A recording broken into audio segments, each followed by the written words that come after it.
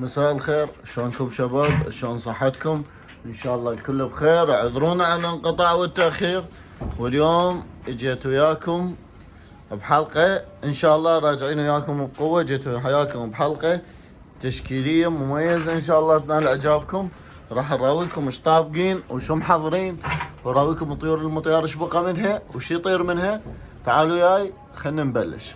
طيب قلبي، مثل ما تعرفون بقيت شي قليل من الطيور، صفيت ما بقيت هواي. فاليوم احب اراويكم في التشكيله من الطيور. طبقت هاي الطبقه ذن اثنيناتهم من الانتاج. الفحل تارب احمر بالرمانيات والطيره حبريه، هذني زوج بقيتن. وطبقت هذا الفحل الاحمر القديم مالت التحجاج شروال الدهني الازرق. خلنا اراويكم اياه. ما شاء الله، شوفوا لي الالوان. هذا السيرانج مالتي تحجاج شروال. طبقت على هاي البدرنجة، وان شاء الله نشوف ايش يطلع ويانا بهذا الموسم. شوفوا البدرنجة، خليكم تشكالتها. هذني الدهنيات، شوفوا حتى رجلها طاق قدم. شوفوا التشكالة دائما بالبدرنج كنت تشكالته تكون طاخ. على هذا الفحل ان شاء الله تبزر عندنا طيور ابطال، وان شاء الله نتابع سويا انا وياكم ونشوف ايش راح يطلع عندنا. هنا ايش طبقت هاي الطيرة الآلة المكسورة على هذا الفحل الدهني. ما شاء الله، بعل الدهني الازرق شلون يصير. هذا آل. بالمناسبة حبايب، مرات اكو يطلع ريش بيض بالرجل، ما دام ما بي اظفر ابيض هاي ما تعيبه، هاي مرات مال مرض فما تأثر. يعني خاف تريد تشتري طير تلقى بيه هاي الصفة ما يأثر عندك. وهاي الطيرة هاي شروالها من هنا للنهضة. هذني ايضا هم زوج، لان الزوج الثاني اللي طبقتهم. اما هنا بهاي الخانة فطابق زوج حبريات مكعكلات. الفحل براشة قوية، والطيرة لا ناصبة، راشة مو قوية. فطبقتهم الراشة على النص بقت. خلينا نشوف ايش يطلع ويانا. هنا ذبن عدي رعشة، ونشوف هذا الحلقة الثانية ان شاء الله بهاي الطبقة. وانتو هم يعني اذا طبقة اكو تريدون تستفسرون منها اكتبوا لي بالتعليقات. زين حبايب، جبت همينة تشكيلة من انواع الزواجل الزينة بانواعها، رجعت اربيهن. وتعالوا وياي هم اراويكم. شوفوا لي هذا النوع، هذا يصير ضخم، يصير منقاره واحد فوق الثاني. من صفاته يصير الجفن اسود والمنقار هيجي، والثومه بهاي الصوره. هذني 24 طيره، والفحل اثنيناتهن 24 استيراد الكويت. هذا الحمام يسموه حمام الدرايجون، من نوادر حمام الزاجل بالعالم. الزاجل الدرايجون، شوفوا ثمته شلون تصير، ويمشي بصدره هيك يمشي. شوفوا شلون يوقف. هاي الزاجل الدرايجون. الدرايجون بالعربي التنين، زاجل التنين او زاجل الدرايجون. هذا عبرناهن. تعالوا شوفوا وياي الاوزبكيات السود. الاوزبكي من مواصفاته يصير اخشن، يصير له الكريست مال تنازل على العين. الكريست اللي هي القذله يصير قشامه، ويصير رجله قويه تحجال وشروال. يكون ناعم، يكون لونه مميز، بهواي مواصفات. هذني زوج مميزات قلت خلنا اراويكم اياهن من المقتنيات اللي ما صار لها فتره اللي جانيها. هذني موجوده بتن هسه هم اراويكم اياها. شوفوا لي هنا انا ايش عندي. هنا أنا عندي التارات الاحمر مالات القديمات، الفحل اصلا والطيره مكعكله يرعشن. قلت لكم راح اراويكم تشكيله من الرصوص ان شاء الله تنال اعجابكم. هذني شذريات الخنازير، هذا زوج وهذا الزوج الثاني ايضا. اما هنا تعالوا اراويكم ذني همين من المخاليف الطبقات، لان الصراحه انا قبل فتره طلعت من الطيور خففت هواي. شوفوا له هاي الطيره مخدود، وهذا فحل. بالتصوير مبينات خشنات، بس انه بالحقيقه ناعمات كلش، ناعمات وقشم ورعشه، فد مواصفات كلش حلوه. خلينا ننزل هذا الاكل. دائما بالشتاء لا تحاولون تبقون جواهن اكل. شوفوا هسه ذني جواهن اكل. نذبل ذني اللي يطيرن لاني نزلن يلقطن جوا.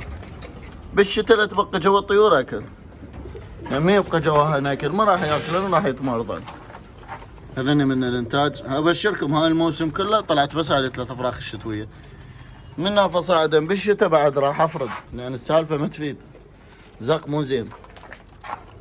شوفوا لي ذن التيدي زوج واحد، ذني شفتهن عند صديق واجملني اشتريتهن، مو على مود مطيار ولا على مود شيء، هو حمام طيار بس المستورد بكل انواعه ما بي ذكاء.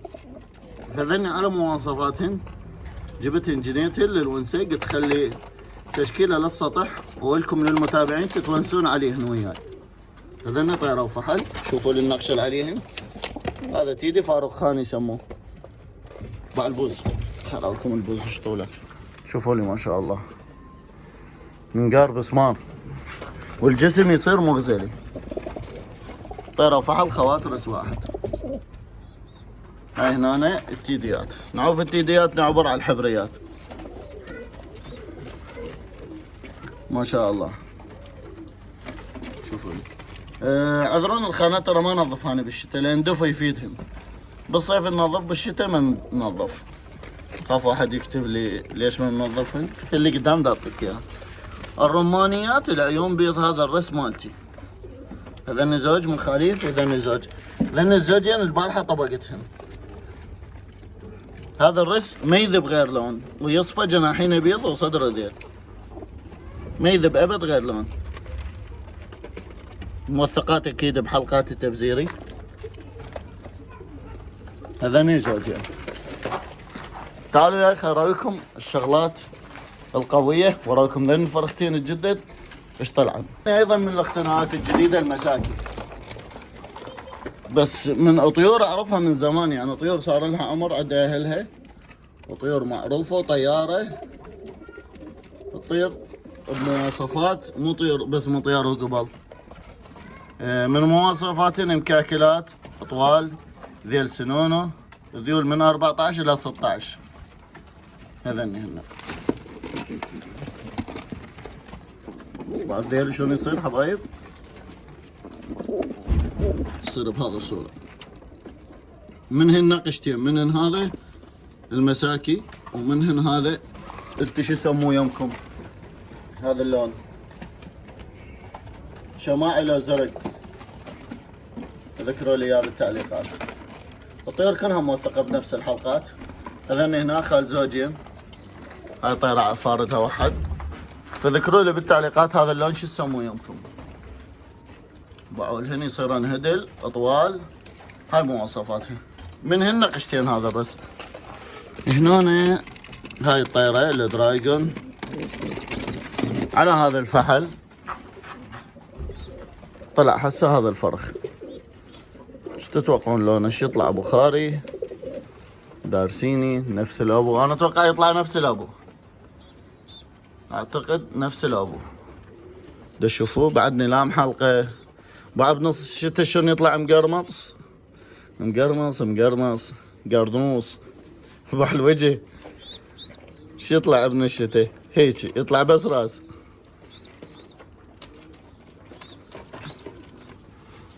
شباب لا تنسونا بالاشتراك بالقناة وفعلوا لنا الجرس وانتظرونا بالرجعة الجديدة. هذا ابن الكمرديات البغداديات، فلمايات فردتهن فذني بيضة فزت وبيضة طلعت، فقلت خلنا نذبها وياه. والله زين هسه دا يزقن بي جاي، بس اني الطيور بعدني ما ماكلهن، وهاي وضعيته يعني زين دا اشوفه. انا هاي الخانة عندي ذني البيض بهن افريكان وبهن رافل، ذن 3 طواير فاردهن.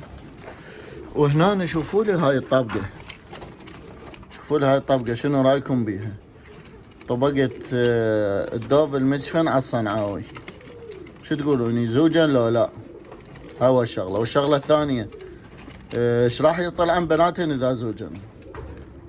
طبقة طبقتين قلت بلكي تنجح منهن، بلكي الزوج يتوامن منهن. هذني زوج طيرة بيها طخة هاي الجوة، وذني الزوج الثاني. هذا الصنعاوي اللي ما يعرفه هذا الطير يصير يطلع صوت، ما يتفارى مثل الطيور العادية. هناش عندنا هاي الطيرة الافريكان على هذا الارفلي. همينة تجربة قلنا نشوف ايش يطلع من عندهن.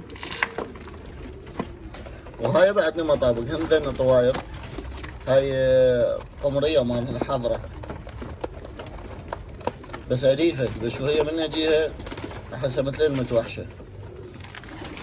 تعالوا يا أخي نكمل باقي فرتنا بالسطح. هاي الخانة هنا أنا حبايب فارد بيها هذا ماله خلق أبو ذيل الأزرق مريض. وذني طيرة وفحل أوزبكيات تكة كريس. وهاي بالذنيك الطيرة وفحل السود. شوفوها ايش قدرتها بقد شف اليد. ما شاء الله تتفصعن. لين انا ما خلصت فرتنا خلنا نراويكم مال المطيار وبعدين نروح للابراج نكمل عليه. باقيات نشوف شراويكم الجديد الجايبين. قبل ما اصعد على المطيار خلنا نصور لكم هاي الخانة وبعدين من عندها نصعد فوق. هاي الخانة هناش طبقت بيها طبقة اللبنيات الحفاية. هسه اريد اوقف وانتاجهن. ايش راح نسوي؟ راح اسويهن ذني دايات. هن زوجين وهذا الثالث. هذن اللبنيات الحفاية اذا تشوفون انتم يبينن بالتصوير بيض بس هن بالواقع مكمرات بوينج وتراتشي. المتابعين القدامى يعرفون شنو ذني ناقشهن. هذني لبنيات يصير شلون المخيل. وهنا ايش عنده طبقة الزوجين الشذريات المكعكلات العيون سود. ما شاء الله. هذا انا متحير بين ابقيهن بين اطلعهن. فش تقولون نبقيهن لو نطلعهن؟ بما انه احنا دا نخفف. هذا الزوج الثاني. لو نطلع زوج ونبقي زوج. انا راح اتابع تعليقاتكم وكتبوا لي وشاركوني الرأي. تعالوا ياي خلنا نصعد الذني الفوق. همينه صار فترة طويلة ما صعد لهن. خلنا نشوف ايش طالع جواهن. ما طالع بيضات من بيضات. وبعد عناء صعدت فوق بس يا ريت ما صعد. شوفوا الهوسة الصايرة بعد الفرخات ذني بحنات. لا وين فرخات. هذني زوج ولقيته هنا همينه ذن الطيور طارن. هسه وثقلكم وياهن. لقيته هنا مبلع كل شيء. هذا واحد ميت عايش. شو خلينا نشوفه. والله هذا ميت. هذا واحد ميت. هنا ماكو شي. هنا طبعا اكو. هاي المايه طلعت طارت.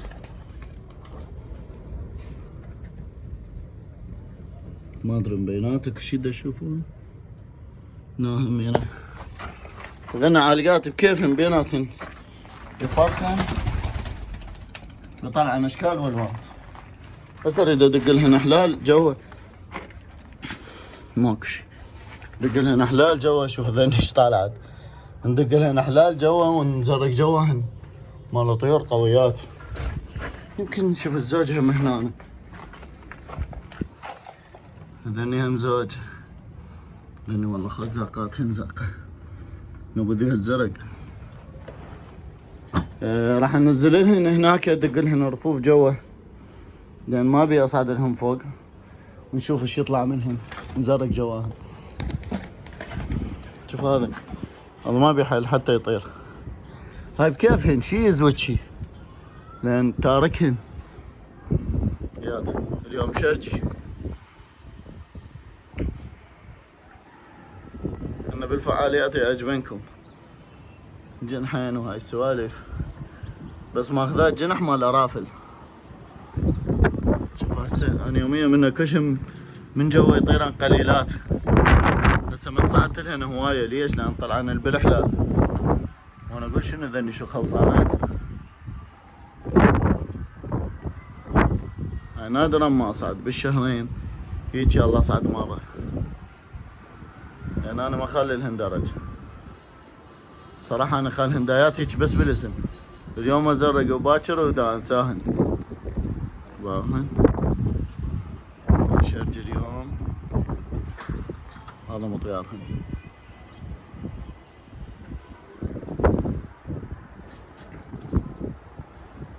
شوفوهن واضحات.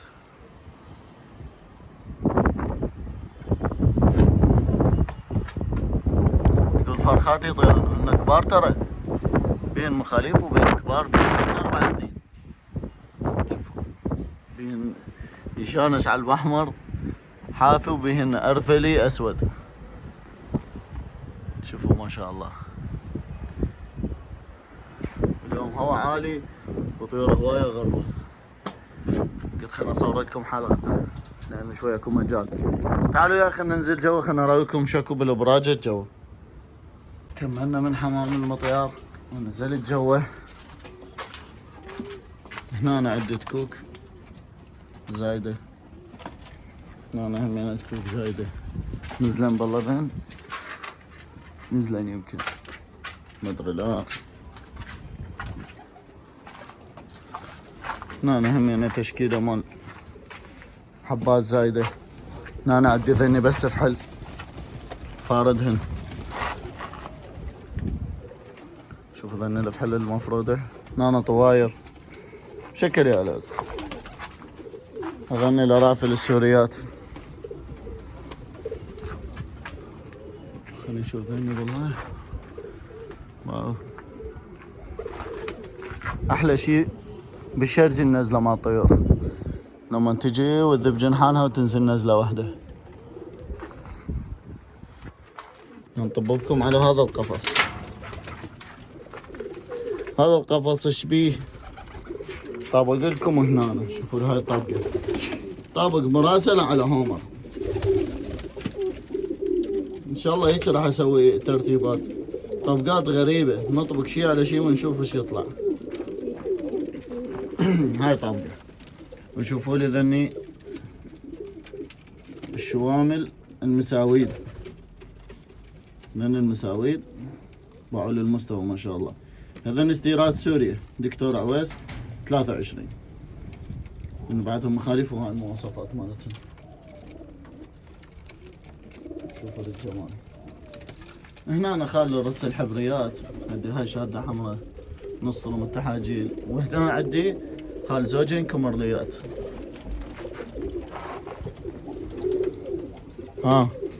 واكو ذني الزواج للدلبر باوان بيضات. هاي الطيرة شوفوا الضخامة تونس. هاي الطيرة مثل لازم من الضخامة. وهذا فحلها بيضات هنا لمات اشون بيضات، اثنيناتهن نقشة واحدة. هذن الدلابر باعوهن. تعال شوف بالله خلينا نشوفك جواهن بيض. بشوف للجمال، جمال ودلال الدلبر. هاي هذا القفص. هذا الطيور اللي بسطحه يعني بسطوح الباقي اللي ضامهم. هنا خلنا نراويكم ذني الزواجل. هذن الزواجل دلبر الوان مميزة اللي هي الوان البودرة.